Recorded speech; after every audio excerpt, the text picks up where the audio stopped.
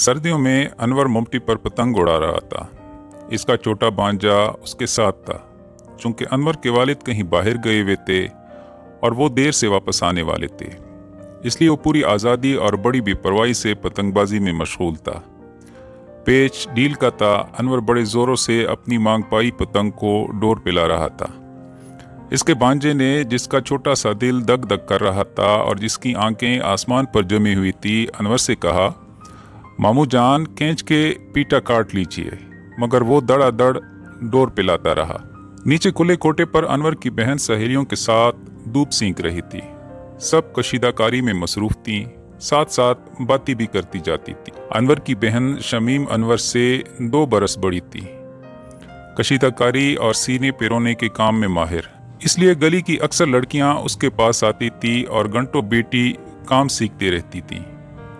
एक हिंदू लड़की जिसका नाम बमला था, बहुत दूर से आती थी। इसका घर करीबन 2 मील परे था, लेकिन वो हर रोज बड़ी बाकायदगी से आती और बड़े इन्हमाक से कशीदाकारी के नए नए डिजाइन सीखा करती थी। बमला का बाप स्कूल मास्टर था। बमला अभी छोटी बच्ची ही थी कि इसकी माँ का देहांत हो गया। बमला का बाप लाला हरिचरण चाहता तो बड़ी आसानी से दूसरी शादी कर सकता था, मगर इसको बमला का ख्याल था। चुनांचे वो रुंडवा ही रहा और बड़े प्यार मोहब्बत से अपनी बच्ची को पाल पोस कर बड़ा किया। अब बमला 16 बरस की थी। सावले रंग की दुबली पतली लड़की, खामोश खामोश, बहुत कम बातें करने वाली, बड़ी शर्मीली। सुबह 10 बजे आती, आपस शमीम को प्रणाम करती और अपना तेला खोल कर काम में मशगूल हो जाती। अनवर 18 बरस का था। इसको तमाम लड़कियों में से सिर्फ सईदा से हल्की सी दिलचस्पी थी, लेकिन ये हल्की सी दिलचस्पी कोई और सूरत इख्तियार नहीं कर सकी थी, इसलिए कि इसकी बहन इसको लड़कियों में बैठने की इजाज़त नहीं देती थी।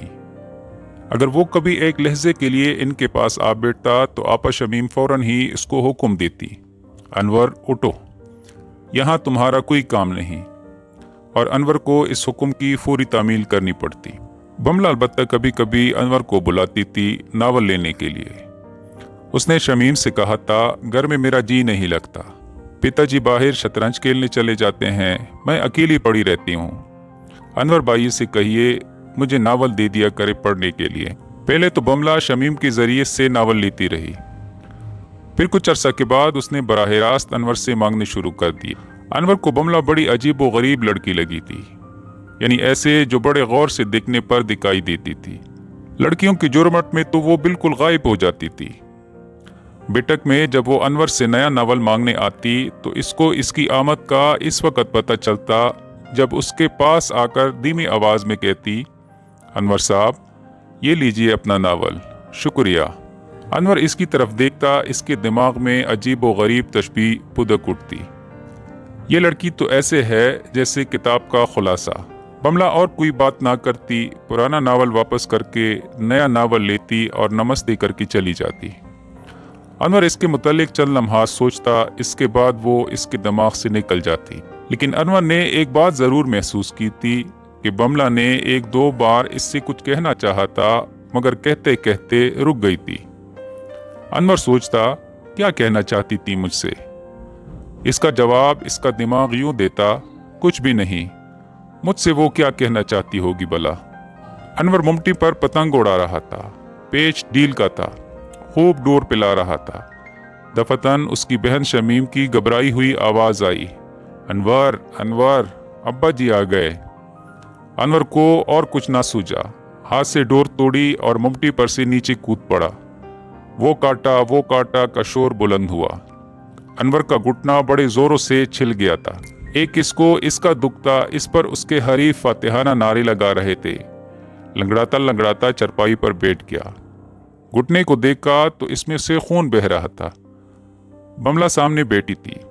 उसने अपना दुपट्टा उतारा, किनारे पर से थोड़ा सा पाड़ा और पट्टी बनाकर अनवर के घुटने पर बांध दिया। अनवर इस वक्त अपने पतंग के मुतालिक सोच रहा था। इसको यकीन था कि मैदान इसके हाथ रहेगा, लेकिन इसके बाप की बेवकत आमद ने उसे मजबूर कर दिया कि वो अपने हाथों से इतने बड़े हुए पतंग का खात्मा कर दे। हरीफों के नारे अभी तक गूंज रहे थे। इसने गुस्सा आमेज आवाज में अपनी बहन से कहा, अब्बा जी को भी इसी वक्त आना था। शमीम मुस्कुराई। वो कब आए हैं? अनवर चिल्लाया। क्या कहा? शमीम हंसी। मैंने तुमसे मजाक किया था। अनवर बरस पड़ा। मेरा बेड़ा गर्क करके आप हंस रही हैं, अच्छा मजाक है। एक मेरा इतना बड़ा हुआ पतंग गारत हुआ, लोगों के आवाज़ें सुने और घुटना अलग जख्मी हुआ। ये कहकर अनवर ने अपनी घुटने की तरफ देखा। सफ़ेद मलमल की पट्टी बंधी हुई थी। अब इसको ये याद आया कि ये पट्टी बमला ने अपना दुपट्टा फाड़कर उसके बांधी। इसने शुक्रगुजार आंखों से बमला को देखा और इसको ऐसा महसूस हुआ कि वो इसके जख्म के दर्द को महसूस कर रही है। बमला शमीम से मुखातिब हुई। आपा, आपने बहुत जुल्म किया, ज़्यादा चोट आ जाती तो। वो कुछ और कहते कहते रुक गई और कशीदा काटने में मसरूफ़ हो गई। अनवर की निगाह बमला से हटकर सईदा पर पड़ी। सफ़ेद पुल ओवर में वो उसे बहुत बुली मालूम हुई थी। अनवर इससे मुखातिब हुआ। सईदा, तुम ही बताओ, ये मजाक अच्छा था? हंसी में पंसी हो जाती तो। शमीम ने उसे डांट दिया। जाओ अनवर, तुम्हारा यहाँ कोई काम नहीं। अनवर ने एक निगाह सईदा पर डाली। बहुत अच्छा कहकर उठा और लंगड़ाता लंगड़ाता फिर मुमटी पर चढ़ गया। थोड़ी देर पतंग उड़ाए, गुस्से में खींच के हाथ मारकर करीबन 1 दर्जन पतंग काटे और नीचे उतर आए। घुटने में दर्द था, बैठक में सोफे पर लेट गया और ऊपर कंबल डाल लिया। थोड़ी देर अपनी फतूहात के मुतालिक सोचा और सो गया। तकरीबन 1 घंटा के बाद इसको आवाज़ सुनाई दी, जैसे कोई उसे बुला रहा है। उसने आंखें खोली, देखा सामने बमला खड़ी थी, मुरझाई हुई, कुछ सिमटी हुई। अनवर ने लेटे लेटे पूछा, क्या है बमला? जी मैं आपसे कुछ। बमला रुक गई। जी मैं आपसे कोई नई किताब दीजिए। अनवर ने कहा, मेरे घुटने में जोरों का दर्द है। वो जो सामने अलमारी है उसे खोलकर जो किताब तुम्हें पसंद हो ले लो। बमला चंद लम्हात खड़ी रही, फिर चौंकी। जी। अनवर ने इसको गौर से देखा। इस दुपट्टे के पीछे जिसमें से बमला ने पट्टी पाड़ी थी, बड़ी मरियल किस्म की छातियां धड़क रही थी। अनवर को इस पर बड़ा तरस आया। इसकी शक्ल सूरत, इसके खदोहाल ही कुछ इस किस्म के थे कि इसको देखकर अनवर के दिल दिमाग में हमेशा रहम के जज्बात पैदा होते थे। इसको और तो कुछ ना सूझा। ये कहा, पट्टी बांधने का शुक्रिया। बमला ने कुछ कहे बगैर अलमारी का रुख किया और उसे खोलकर किताबें देखने लगी। अनवर के दिमाग में वो तशबीह फिर पुत की। ये किताब नहीं, किताब का खुलासा है, बहुत ही रत्ती कागजों पर छपा हुआ। बमला ने एक बार अनवर को कंकियों से देखा, मगर जब उसे मुतवज्जे पाया तो इसकी तरफ पेट कर ली। कुछ देर किताबें देखी, एक मुंतखब की, अलमारी को बंद किया, अनवर के पास आई और मैं ये ले चली हूँ कहकर चली गई। अनवर ने बमला के बारे में सोचने की कोशिश की, मगर इसको सईदा के सफ़ेद पुल ओवर का ख्याल आता रहा। पुल ओवर पहने से जिस्म के ख़त कितने वाज़ेह हो जाते हैं। सईदा का सीना और इस बमला की मरियल छातियाँ, जैसे इनका दूध अलग करके सिर्फ पानी रहने दिया गया। सईदा के घुंघरियाले बाल, कमबख्त ने अपने माथे के जख्म के निशान को छुपाने का क्या डंग निकाला है। बलकाती हुई एक लट छोड़ देती है इस पर, और बमला जाने क्या तकलीफ है उसे। आज भी कुछ कहते कहते रुक गई थी। मगर मुझसे क्या चाहती है? शायद इसका अंदाज ही कुछ इस किस्म का हो। हमेशा किताब ऐसी तरह मांगती है जैसे कोई मदद मांग रही है, कोई सहारा ढूंढ रही है। सईदा माशाल्लाह आज सफ़ेद पुल ओवर में क़यामत जा रही थी। ये क़यामत जाना क्या बकवास है? क़यामत तो हर चीज़ का ख़ात्मा है, और सईदा तो अभी मेरी ज़िंदगी में शुरू हुई है। बमला भाई मेरी समझ में नहीं आई। ये लड़की, बाप तो इसको बहुत प्यार करता है, इसकी खातिर इसने दूसरी शादी ना की। शायद इसको कोई माली तकलीफ हो, लेकिन घर तो अच्छा खासा था। एक ही पलंग था, लेकिन बड़ा शानदार। सोफ़ा सेट भी बुरा नहीं था, और जो खाना मैंने खाया था इसमें कोई बुराई नहीं थी। सईदा का घर तो बहुत ही अमीराना है, बड़े रईस की लड़की है, इस रियासत की ऐसी तैसी।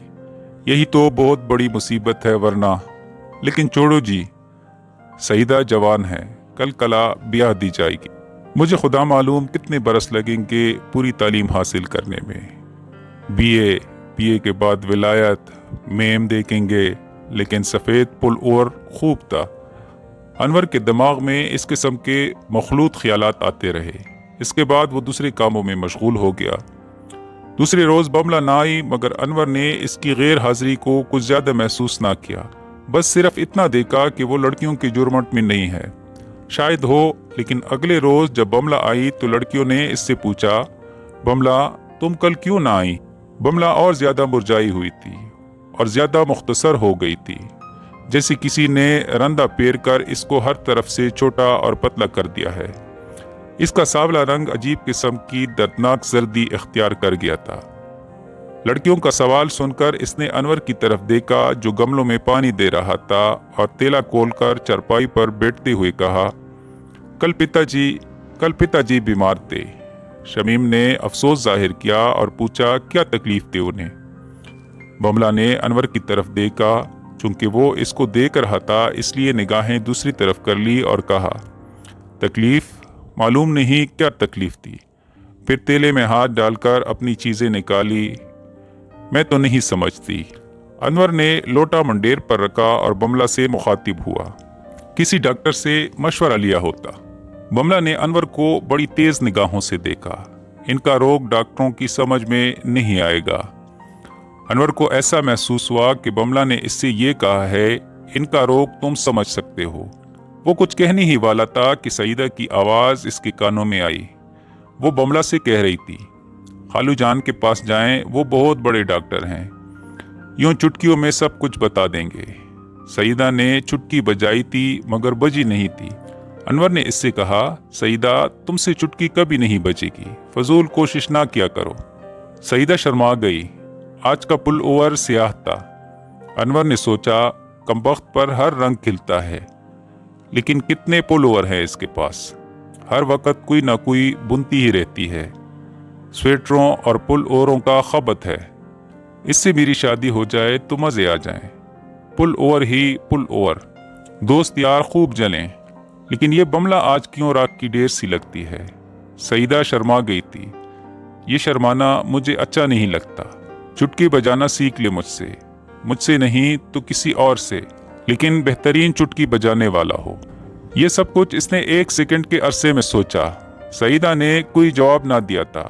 انور نے اس سے کہا، دیکھیے چٹکی یوں بجایا کرتے ہیں، اور اس نے بڑے زور سے چٹکی بجائی۔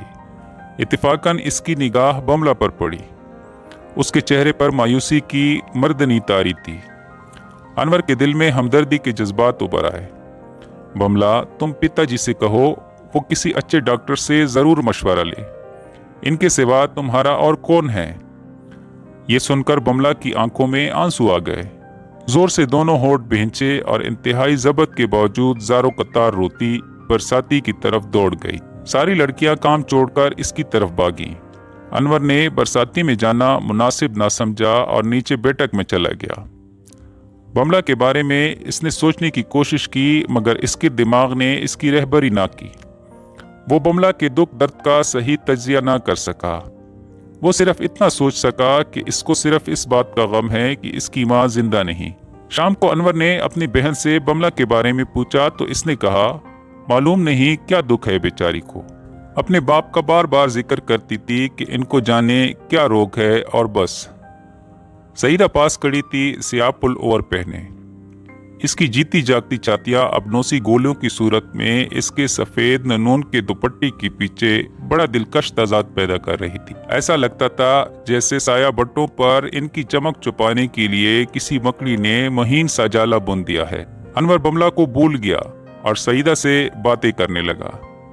سعیدہ نے اس سے کوئی دلچسپی نہ لی اور آپا شمیم کو سلام کر کے چلی گئی۔ انور بیٹھک میں کالج کا کام کرنے بیٹھا تو اسے بملہ کا خیال آیا۔ کیسی لڑکی ہے، کچھ سمجھ میں نہیں آتا۔ میری پٹی باندھ دی، اپنا دوپٹہ پاڑ کر۔ آج میں نے کہا، پتا جی کے سوا تمہارا کون ہے، تو اس لیے زاروں قطار رونا شروع کر دیا۔ اور جب میں گملوں میں پانی دے رہا تھا تو بملہ کی اس بات سے کہ ان کا روگ ڈاکٹروں کی سمجھ میں نہیں آئے گا، اس نے کیوں یہ محسوس کیا تھا کہ بملہ نے اس کے بجائے اس سے یہ کہا، ان کا روگ تم سمجھ سکتے ہو، لیکن میں کیسے سمجھ سکتا ہوں، کیا سمجھ سکتا ہوں؟ وہ مجھے ٹھیک طور پر سمجھاتی کیوں نہیں؟ یعنی اگر وہ کچھ سمجھانا ہی چاہتی ہے، میری سمجھ میں تو کچھ بھی نہیں آتا۔ جب اس نے میری طرف دیکھا تھا تو اس کی نگاہوں میں اتنی تیزی کیوں تھی؟ اب خیال کرتا ہوں تو محسوس ہوتا ہے جیسے وہ میری ذہانت و فراست پر لعنت بھیج رہی تھی۔ لیکن کیوں؟ ہٹاؤ جی سیدہ، ہاں وہ سیاہ پل اوور، سفید ننوں کا ہوائی دوپٹہ، اور لیکن مجھے ایسا نہیں سوچنا چاہیے۔ جانے کس کا مال ہے، خیر کچھ بھی ہو، خوبصورت لڑکی ہے، مگر اس پر خوبصورتی ختم تو نہیں ہو گئی۔ اگلے روز بملہ نہ آئی۔ انور کے گھر میں سب متفق کرتے، دعائیں کرتے تھے کہ خدا اس کے باپ کو اس کے سر پر سلامت رکھے۔ شمیم کو بملہ بے حد پسند تھی، اس لیے کہ وہ خاموش پسند اور ذہین تھی، باریک سے باریک بات فوراً سمجھ جاتی تھی۔ چنانچہ وہ سارا دن وقفوں کے بعد اس کو یاد کرتی رہی۔ انور کی ماں نے تو انور سے کہا کہ وہ سائیکل پر جائے اور بملہ کے باپ کی خیریت دریافت کر کے آئے۔ انور گیا۔ بملہ ساگوان کے چوڑے پلنگ پر اوندے لیٹی تھی، سانس کا اتار چڑھاؤ تیز تھا۔ انور نے ہولے سے پکارا تو کوئی رد عمل نہ ہوا۔ ذرا بلند آواز میں کہا، بملہ، تو وہ چونکی، کروٹ بدل کر اس نے انور کو دیکھا۔ انور نے نمستی کی۔ بملہ نے ہاتھ جوڑ کر اس کا جواب دیا۔ انور نے دیکھا کہ بملہ کی آنکھیں میلی تھیں، جیسے وہ روتی رہی تھی، اور اس نے اپنے آنسو خشک نہیں کیے تھے۔ پلنگ پر سے اٹھ کر اس نے انور کو کرسی پیش کی اور خود فرش پر بچھی ہوئی دری پر بیٹھ گئی۔ انور کچھ دیر خاموش رہنے کے بعد، وہاں سب کو بہت فکر تھی، پتا جی کہاں ہیں؟ بملہ کے مرجھائے ہوئے ہونٹ کھلے اور اس نے کھوکھلی آواز میں صرف اتنا کہا، پتا۔ انور نے پوچھا، طبیعت کیسی ہے ان کی؟ اچھی ہے۔ بملہ کی آواز اس کی آواز نہیں تھی۔ تم آج نہیں آئی تو سب کو بڑی تشویش ہوئی۔ امی جان نے مجھ سے کہا سائیکل پر جاؤ اور پتہ لے کر آؤ لالا جی کہاں ہیں، شطرنج کھیلنے گئے ہیں۔ تم آج کیوں نہیں آئی؟ میں، یہ کہہ کر بملہ رک گئی۔ تھوڑے وقفے کے بعد بولی، میں اب نہیں آ سکوں گی، مجھے ایک کام مل گیا ہے۔ انور نے پوچھا، کیسا کام؟ بملہ نے ایک آہ بھری، کل ہی معلوم ہوا ہے، جانی کیا ہے؟ یہ کہتے ہوئے کانپی، ٹھیک ہے، جو کچھ بھی ہے ٹھیک ہے۔ پھر وہ جیسے اپنے اندر ڈوب گئی۔ کچھ دیر خاموش رہی، پھر انور نے اکتا کر پوچھا، میں ان سے کیا کہوں؟ بملہ چونکی، کیا؟ انور نے اپنے الفاظ دہرائے، میں ان سے کیا کہوں؟ اور کچھ کہنے کی ضرورت نہیں، سب کو نمستے۔ انور کرسی پر سے اٹھا، ہاتھ جوڑ کر بملہ کو نمستے کی۔ بملہ نے اس کا جواب دیا مگر انور کڑا رہا۔ بملہ خلا میں دیکھ رہی تھی۔ تھوڑی دیر کے بعد انور اس سے مخاطب ہوا، بملہ، مجھے ایسا محسوس ہوتا ہے کہ مجھے ایسا لگتا ہے کہ تم مجھ سے کئی بار کچھ کہنے کی کوشش کی مگر کہہ نہ سکی، میں پوچھ سکتا ہوں؟ بملہ کے ہونٹوں پر ایک زخم خوردہ مسکراہٹ نمودار ہوئی۔ انور اپنی بات مکمل نہ کر سکا۔ بملہ اٹھی، کڑکی کے ساتھ لگ کر اس نے نیچے بڑی بدرو کی طرف دیکھا اور انور سے کہا، جو میں کہہ نہ سکی تم سمجھ نہ سکے، اب کہنے اور سمجھنے سے بہت پرے چلا گیا ہے، تم جاؤ، میں سونا چاہتی ہوں۔ انور چلا گیا۔ بملہ پھر نہ آئی۔ قریباً 10 مہینے بعد اخباروں میں یہ سنسنی پھیلانے والی خبر شائع ہوئی کہ بڑی سڑک کی بدرو میں ایک نوزائیدہ بچہ مرا ہوا پایا گیا۔ تحقیقات کی گئی تو معلوم ہوا کہ بچہ لالا ہری چرن اسکول ماسٹر کی لڑکی بملہ کا تھا، اور بچے کا باپ خود لالا ہری چرن تھا۔ سب پر سکتہ چھا گیا۔ انور نے سوچا تو ساری کتاب کا خلاصہ یہ تھا،